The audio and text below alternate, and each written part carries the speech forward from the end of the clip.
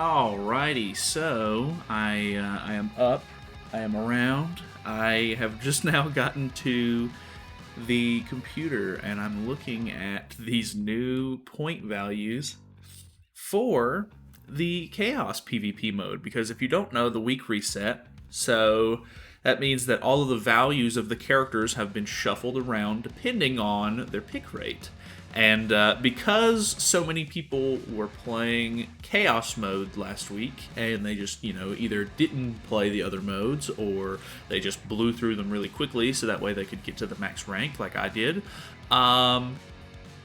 these values are so bad. Like, 1,500 points for Lost Vein. Zeldris in the back, you can get him for 500 points now. You can get Bond, Transcendent Bond, 680 points. I don't know if Deanne went up at all. Okay, actually not at all. Somehow there was a decent amount of people running the giant team, and you can see her value is at 500. Does this team look familiar to you?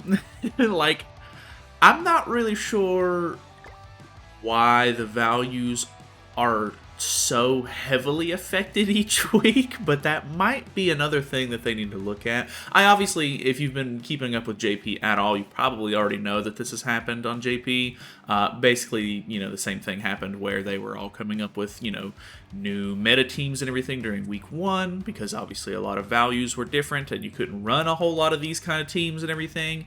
But I didn't think the values were going to plummet so hard. Like, this is ridiculous. Like, I understand nobody's using Transcendent Bond. I had like 1 or 2 people comment saying that they were using Transcendent Bond in week 1, and that's really cool. I really do appreciate, like, coming up with something original, getting you set of good characters and stuff like that.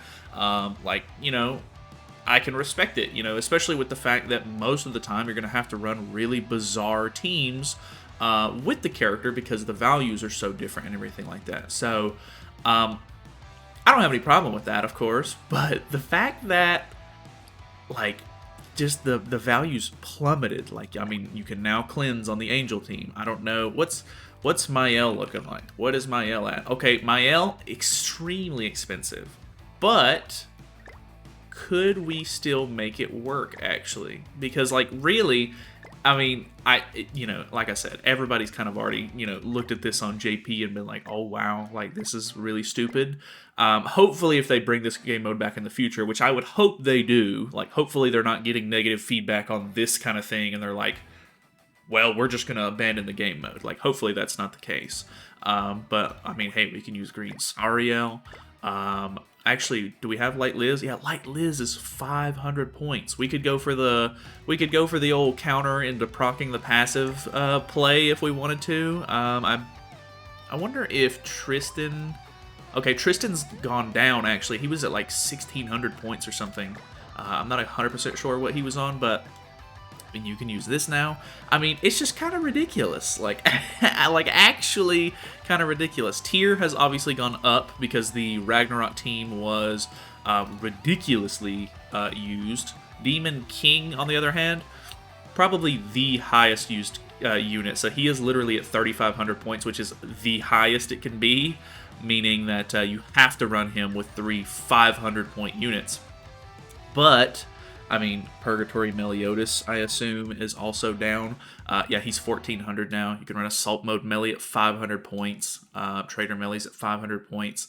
Like, I don't know, man. Like, I talked about it a little bit in the, I think a video I done a couple of days ago where I did just casual grinding of this game mode while I chatted with you guys. And I was saying that it would be really nice if they would restrict LR characters and restrict festival characters. Either make them unusable or just make them have like a really high base value that does not change, so that way you basically have to use one festival character and a bunch of like other like really low pick rate units, so that way you can kind of balance things out there. Would love if they would just ban festival characters outright. Having a game mode with no festival or LR characters would be really cool.